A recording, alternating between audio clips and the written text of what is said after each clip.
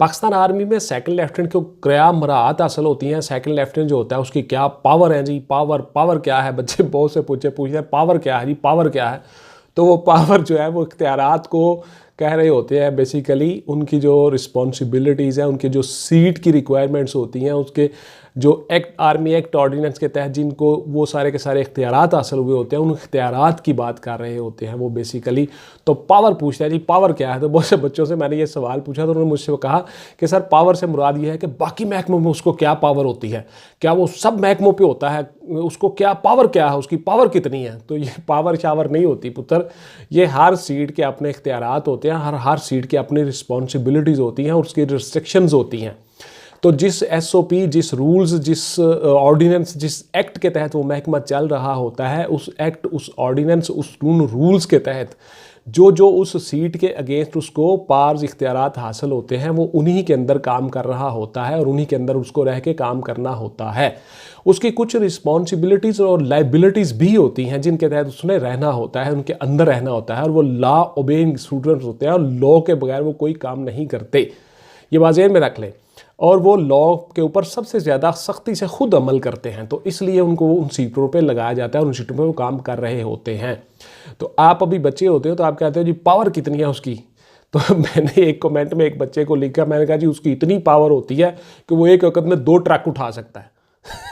तो है हो, तो उस बच्चे को फिर समझ आई, मैं कि यार पुत्र पावर इसलिए ये नहीं होती, पावर का मतलब ये होता है कि उस सीट के अगेंस्ट उसको क्या क्या इख्तियारात हासिल होते हैं और फिर उसके ऊपर उसकी उतनी पाबंदी, उसकी पूछगिछ भी होती है और उसको किसी एसओपी, किसी हायरार्की के तहत रह के काम करना होता है।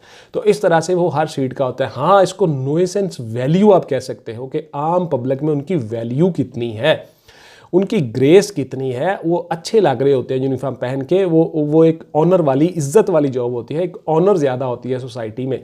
तो उसको आप पावर का नाम दे देते हो, तो वो पावर नहीं बल्कि बेसिकली वो आपकी ऑनर होती है, आपकी रिस्पेक्ट होती है, क्योंकि आपने उसमें मेहनत की होती है, उसमें आपने जान मारी होती है, उसमें आपने ट्रेनिंग की होती है और आप एक डिसिप्लिन्ड फोर्स का हिस्सा बन जाते हो। बिल्कुल आप डिसिप्लिन्ड हो जाते हो, इसलिए आपके वो पब्लिक में वो आपके अच्छे लगते हैं ऑफिसर्स। तो आज की मेरी वीडियो जी सेकंड लेफ्टिनेंट की क्या पार्स, क्या इख्तियारात हैं, उसकी सैलरी कितनी होती है, उसको क्या क्या सहूलियात या मराहत हासिल होती हैं और वो क्या क्या लाइबिलिटीज़ रखता है। मैं हूँ रज़ा बुखारी और आप देख रहे हैं बुखारी स्पीक्स यूट्यूब चैनल। तो इस पे मैं आपके लिए सर्विस ओरिएंटेड वीडियोस बनाता हूं। मैं आपको बताता हूं कि मुख्तलिफ सर्विसेज में आप कैसे आ सकते हो, आप कैसे रोज़गार ले सकते हो, इंडक्शन करवा के आप कैसे पाकिस्तान की खिदमत कर सकते हो और अपने घर वालों को सपोर्ट कर सकते हो और फाइनेंशियली अपने करियर का आगाज़ कर सकते हो। आते हैं जी मौजू की तरफ। तो सेकंड लेफ्टिनेंट जो है ये बेसिकली ग्रेड 17 में ISSP करके कमीशन्ड ऑफिसर होता है पाकिस्तान मिलिट्री में। तो इसकी जो बेसिक पे होती है जी वो अप्रॉक्सीमेटली 34-35 हज़ार के करीब होती है। BPS 17 में इसकी जो पे होती है उसमें जब ये इंडक्ट होता है, ये बेसिक पे है बुनियादी। उसमें जो अलाउंसेस है, कुछ मेडिकल अलाउंस है, कुछ और अलाउंसेस होते हैं, वो अलाउंसेस मिला के अप्रॉक्सीमेटली 50,000 या 50,000 के करीब इसकी तनख्वाह हो जाती है। ये जब इंडक्ट होता है ISSB में कमीशन लेता है ये, तो उसके 6 माह के अंदर अंदर यानी ट्रेनिंग के दौरान ही इसको लेफ्टिनेंट लगा कर दिया जाता है। उसकी थोड़ी सी पे बढ़ जाती है, थोड़ी सी इख्तियारात चीज़ें बढ़ जाती हैं, उसके 2 पिप हो जाते हैं। पहले एक सिंगल होता है, उसके बाद फिर 2 स्टार हो जाते हैं, ये पूरा लेफ्टिनेंट बन जाता है। ग्रेड 17 ही रहता है और उसमें थोड़ी सी तनख्वाह बढ़ जाती है जो अप्रॉक्सीमेटली 10, 12, 15 हज़ार के करीब होती है, यानी 60-65,000 पे ये चला जाता है। इसमें कुछ अलाउंसेस होते हैं और कुछ चीज़ें भी होती हैं जो के साथ साथ उसको मिलती हैं। अच्छा जी, उसमें जो ट्रेनिंग का ड्यूरेशन है उसमें इसने सारे के सारे जो हॉस्टल्स के खर्चे, जो मेस के खर्चे होते हैं वो खुद से करने होते हैं। व्यूअर्स याद रख ले बच्चों, वो खुद से करने होते हैं। ये सारे के सारे पैसे मिलिट्री इसको देती है। आप बहुत से बच्चे मुझसे सवाल करते हो कि सर उसमें PMA का कूल में हमने पैसे खुद लगाने होते हैं, हमें क्या करना होता है, खर्चा कितना होता है। तो माहाना खर्चा आपका नहीं होता पुत्र, आपको पैसे देती है मिलिट्री, आपकी तनख्वाह होती है। आप पाकिस्तान मिलिट्री में ऑफिसर के तौर पे आते हो तो आपको बेसिक पे ग्रेड 17 के मुताबिक मिलती है, उसके साथ कुछ अलाउंसेस भी मिलते हैं। तो उसमें आप कुछ खर्चे खुर्चे करके कुछ पैसे आपको बच भी जाते हैं। यानी मिलिट्री के आप ऑफिसर बन चुके होते हो, तो अब आपने खुद से पैसे क्यों लगाने हैं, अब आप गवर्नमेंट आपको पैसे देती है। तो उसमें आपको क्या क्या मराहत होती हैं, अब ये सारी चीज़ें मैं आपको बताऊंगा जी।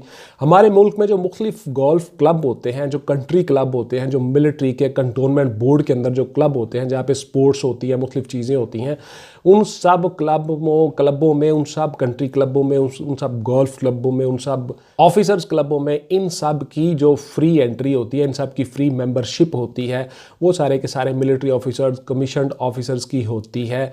बहुत मामूली सी सालाना इनसे फ़ीस ली जाती है, जो इनकी मेंबरशिप की फ़ीस होती है, वेयर एज सिविलियन को लाखों रुपए वहाँ पे खर्च करने पड़ते हैं।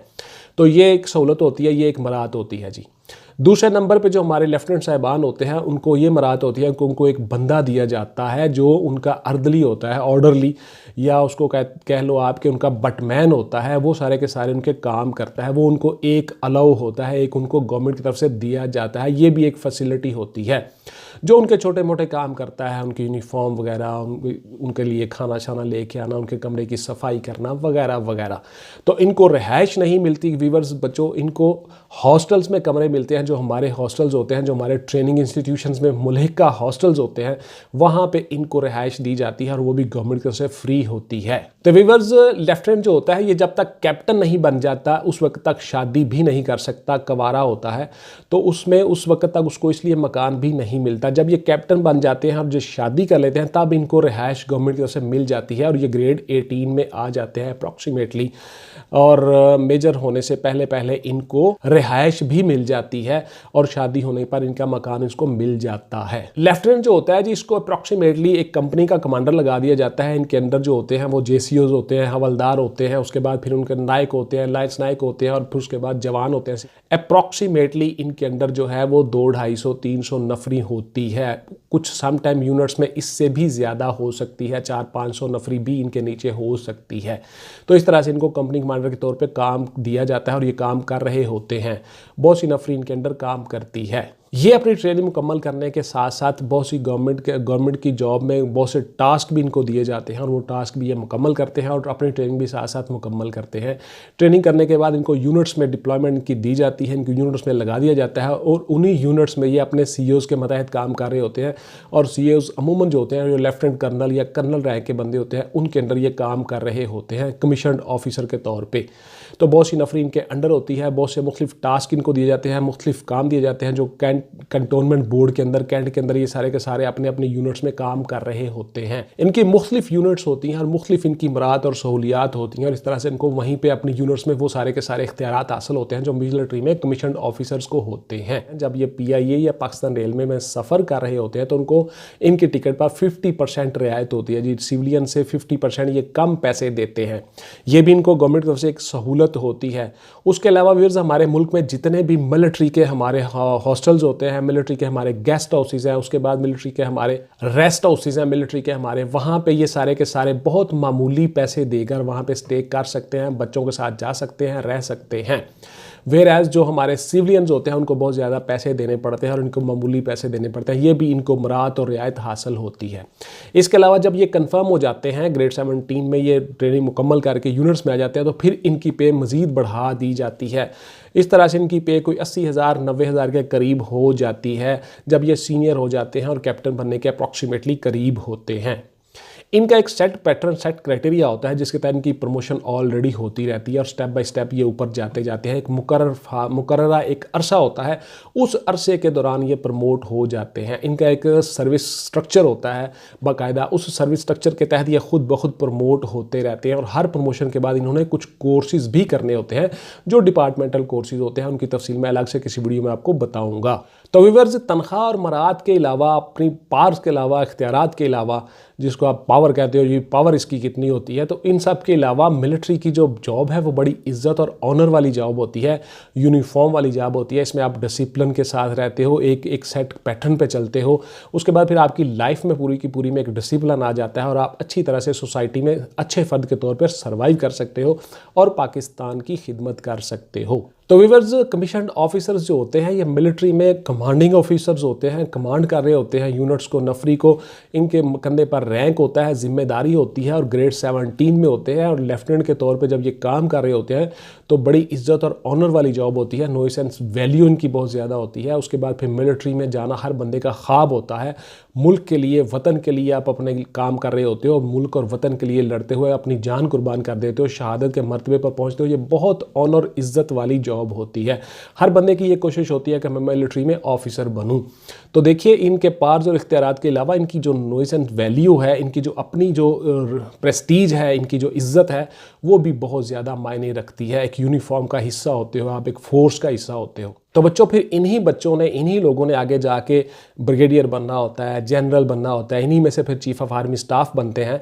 तो ये सारे के सारे फिर आगे जाके पूरी की पूरी फौज को कमांड कर रहे होते हैं, यूनिट्स को कमांड कर रहे होते हैं। उसके बाद फिर इनको कोर कमांडर लगाया जाता है। ये पूरी की पूरी कोर को कवर कर रहे होते हैं, पूरे पाकिस्तान में ये काम कर रहे होते हैं। तो इस तरह से उनका जो मेंटल लेवल होता है वो भी उसी लेवल पे चला जाता है। उनकी आहिस्ता आहिस्ता ट्रेनिंग करके ग्रूमिंग इस तरह से हो जाती है कि वो सारी मिलिट्री को संभालने के काबिल हो जाते हैं। तो पाकिस्तान मिलिट्री में आपकी जो सैलरी है, आपके इख्तियारात हैं, आपके जो रैंक हैं, वो मायने नहीं रखते। वेयर एज के आपकी यूनिफॉर्म में जो इज्जत है, प्रेस्टीज है, ऑनर है, वो बहुत ज़्यादा मायने रखती है। तो इस तरह से आप मिलिट्री में इंडक्शन आपकी हो जाती है एज अ सेकंड लेफ्टिनेंट। तो ये थी मेरी आज की वीडियो जी। इसमें मैंने आपको सारी की सारी चीज़ें बताने की कोशिश की है। अगर आपको कोई सवाल मुझसे ज़रूर पूछिएगा। आपके सवाल इसी के मुतल्लक होते हैं। अदरवाइज़ आप जब पूछते हो जी मुझे फ़लाँ टेस्ट में दे रहा हूँ तो उसकी मुझे बुक बता दें, वो पुत्र थोड़ा अवॉइड किया करो। मेरे पास इतना टाइम नहीं होता और मुझे नहीं पता होता कि आपने क्या क्या पढ़ लिया है अब तक। तो मैं आपको कौन सी बुक बता दूं? वो कोई बुक नहीं है, वो कोई अलादीन का चिराग किसी के पास नहीं है। कोई प्लेट में रख के आपको नहीं देगा। याद रखें मेरी बात। आपको पूरी तैयारी करनी होगी, कमिटमेंट और डिवोशन के साथ। ये दो लफ्ज़ पकड़ लो, उसके बाद फिर आप तैयारी करो। और पिछले 6 महीने, 1 साल, 2 साल से बच्चे बैठे हुए तैयारी कर रहे होते हैं और जो इम्तहान आता है उसमें वो अपीयर हो जाते हैं। इस तरह से वो बच्चे पास होते हैं। एनी हो जी, ये थी मेरी आज की वीडियो। तो इंशाल्लाह ताला मिलते हैं किसी अगली वीडियो में नए मौजूद और नए टॉपिक के साथ। टिल देन टेक केयर, अल्लाह हाफिज़ एंड गुड बाय। पाकिस्तान जिंदाबाद।